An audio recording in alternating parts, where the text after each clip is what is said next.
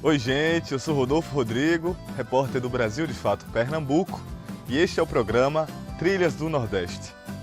Aqui celebramos a rica diversidade cultural da região e apresentamos reportagens e entrevistas que exploram temas políticos e sociais relevantes para o Nordeste, sempre com a visão popular. É jornalismo de qualidade feito por quem é daqui. Vem comigo!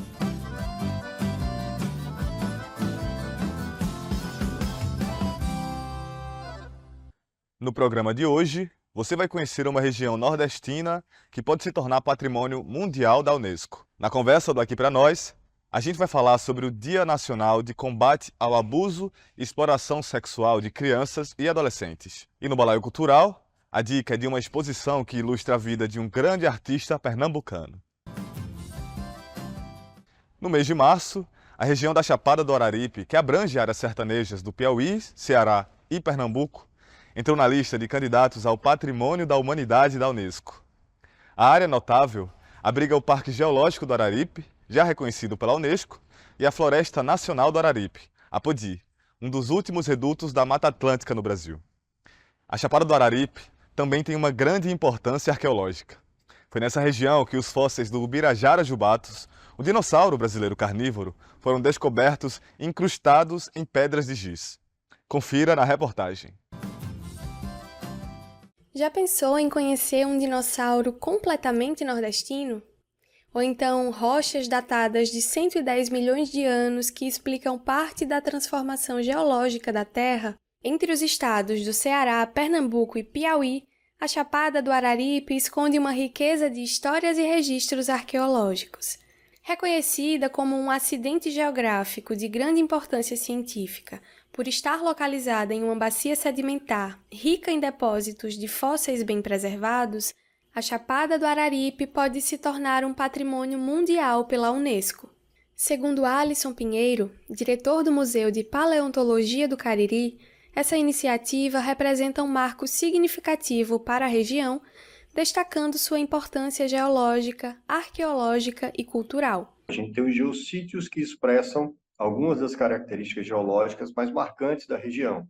Então, dos geossítios do Geoparque Araripe, você encontra aí alguns dedicados à paleontologia, com expressões fósseis importantes, outros dedicados ao meio ambiente, à riqueza das águas e das aves e dos animais e dos vegetais da região. Então, você pode elencar a primeira floresta nacional do Brasil foi aqui no Araripe, o primeiro geoparque das Américas foi aqui no Araripe, os primeiros registros paleontológicos mais conhecidos e um dos principais depósitos fossilíferos do mundo para a época do Cretáceo é aqui no Araripe.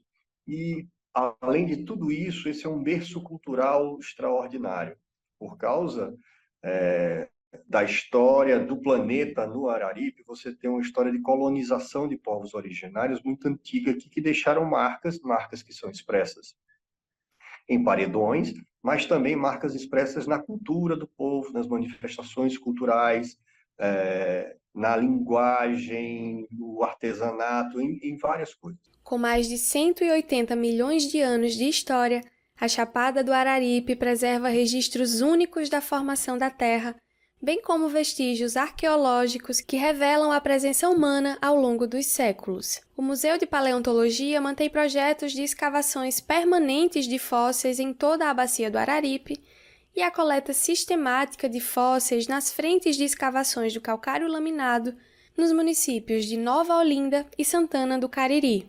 Um programa que é a principal ferramenta contra a exploração clandestina e o tráfico de fósseis na região. A proposta da Chapada do Araripe atende aos critérios estabelecidos pela Unesco para o reconhecimento como patrimônio mundial, principalmente pela sua importância como testemunho único de uma tradição cultural e de sua interação excepcional entre o homem e o ambiente natural. Ricardo Borges é ambientalista e guia desde os anos 90. Com experiência em expedições em outros lugares do mundo, ele garante que a riqueza da Chapada do Araripe é única. Isso faz com que a gente perceba a diversidade que nós temos aqui em nosso território. Então, para além dessas questões naturais, promovido pela presença da Chapada do Araripe, no meio da região semiárida, onde a gente tem a predominância da caatinga, aí a gente tem resquícios de Mata Atlântica, resquícios de floresta amazônica, temos ainda um resquício do Cerrado, né, que é predominantemente ocupado no centro-oeste do Brasil. Então, para além disso, nós vamos ter os aspectos culturais, né, que permeiam esse território. Então, a diversidade de atrativo aqui na Chapada do Araripe, ela vai além desses aspectos naturais, dos aspectos também geológicos e paleontológicos, porque essa formação sedimentar da Chapada do Araripe fez com que nós tenhamos aqui a maior concentração de registros fossilíferos do período do Cretáceo, né, que é um período geológico que está datado ali entre 90 e 140 milhões de anos. Então, no mundo inteiro, até a presente data, nenhum local tem tanta concentração, né, de registros fossilíferos como no território da Chapada do Araripe. Então, diferentemente do que a gente encontra em outras partes do Brasil e posso até dizer do mundo, né, tem tanta diversidade de atrativos como a gente tem aqui. O processo de inclusão na lista indicativa da Unesco foi resultado de esforços conjuntos do Instituto do Patrimônio Histórico e Artístico Nacional, IPHAN, da Fundação Casa Grande, a Secretaria da Cultura do Estado do Ceará, a Fundação Cearense de Amparo à Pesquisa, a Universidade Regional do Cariri e o FEComércio Sesc Ceará. Aqui no Brasil, estima-se que uma criança seja vítima de abuso a cada 20 minutos, o que totaliza 72 casos por dia. Metade das vítimas tem menos de 5 anos de idade e cerca de 500 mil crianças e adolescentes são explorados sexualmente anualmente, de acordo com a Organização Mundial da Saúde. Para lutar pela proteção das crianças e adolescentes, o 18 de maio é o Dia Nacional de Combate ao Abuso e à Exploração Sexual Infantil no Brasil. A gente vai conversar com a advogada Juliana Acioli, coordenadora do Centro Dom Helder Câmara de Estudos e Ação Social aqui no Recife, para falarmos sobre a campanha. Confira.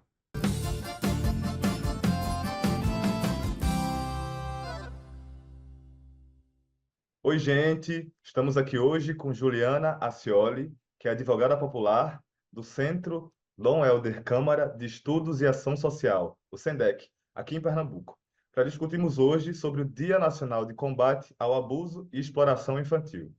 Seja bem-vinda ao Trilhas do Nordeste, Juliana. Obrigada, Rodolfo. É um prazer muito grande estar aqui contribuindo, né, para a discussão de uma pauta que para a gente é muito sensível.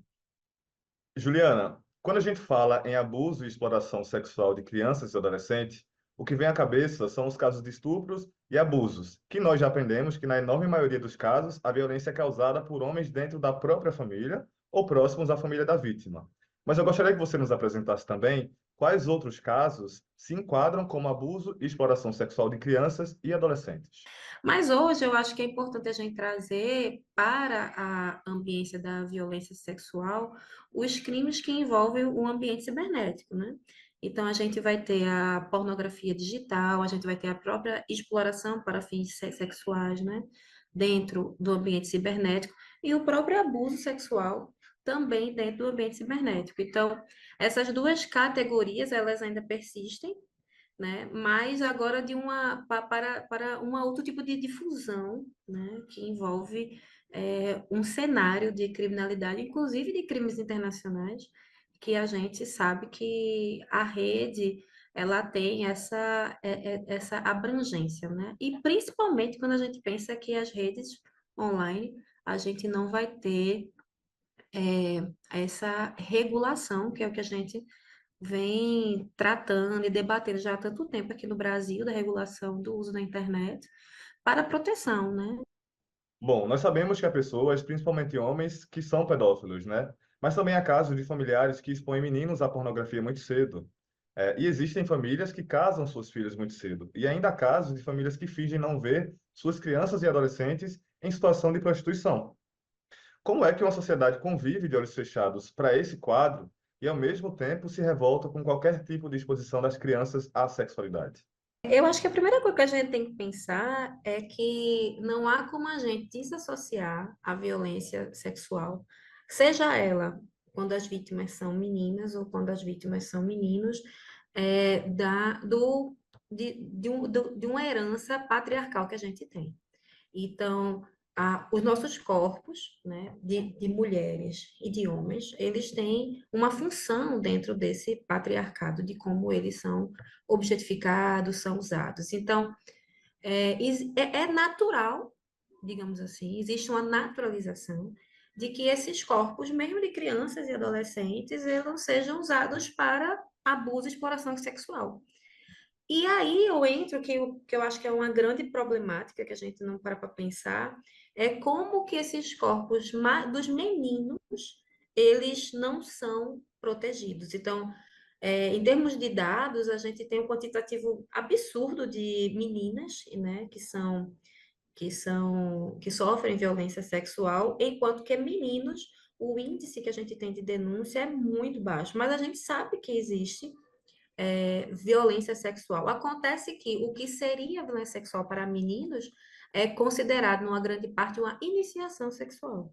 O tema da sexualidade é um tabu na nossa sociedade. E quando se trata de crianças e adolescentes, a situação piora. As famílias têm dificuldade de falar sobre saúde sexual, de falar sobre violência sexual. O quanto esse silêncio em torno do tema é prejudicial para crianças e adolescentes. Quando a gente fala em proteção, a primeira coisa que a gente tem que ter é informação a respeito disso. E nos últimos anos que a gente viveu um momento mais conservador, principalmente do governo federal, a gente teve um desserviço muito grande para as famílias e porque a gente já havia construído em momentos anteriores, né? Então, a gente tem um retrocesso nesse sentido, sim, né? Mas, ao mesmo tempo, eu acho que algumas organizações e alguns espaços já compreendem melhor essa dinâmica e hoje em dia um pouco mais comum a gente ter em outros, não necessariamente por parte da própria política pública, mas a gente percebe muitas experiências que envolvem formação em autoproteção para crianças e adolescentes, que nada mais é do que informá-las. É informá-las do que sobre seus direitos sexuais e reprodutivos, informá-las sobre o corpo, informá-las sobre o uso das redes sociais, numa perspectiva protetiva, inclusive prevenindo violência sexual. Juliana, a gente agradece a sua participação aqui no Trilhas do Nordeste. Muito obrigado. Muito obrigada, eu agradeço demais o convite. A indicação do Balaio Cultural de hoje é uma exposição da vida e obra de um dos grandes ícones da música brasileira. A exposição Alceu Valença, uma geografia visceral nordestina, acontece na Casa Estação da Luz, em Olinda. A repórter Fátima Pereira traz mais informações. Roda a vinheta. Celebrando a vida e a obra de um ícone da música brasileira, a exposição Alceu Valença, uma geografia visceral nordestina, está aberta à visitação na Casa Estação da Luz, em Olinda, no Grande Recife, até o dia 18 de agosto. Com curadoria de Rafael Antônio Todeschini, a exposição é um mergulho nas camadas do imaginário tradicional e contemporâneo do Nordeste, revelando como esse imaginário esteve presente na obra de Alceu Valença ao longo dos anos. Paisagens, ritmos, expressões, lugares, frutas, bichos e tantos amores. Com mais de 200 peças em exibição, incluindo fotografias e vídeos históricos, além de itens do acervo pessoal do artista e obras de arte, a mostra oferece uma jornada única pela rica estrada cultural que inspirou a obra de Alceu.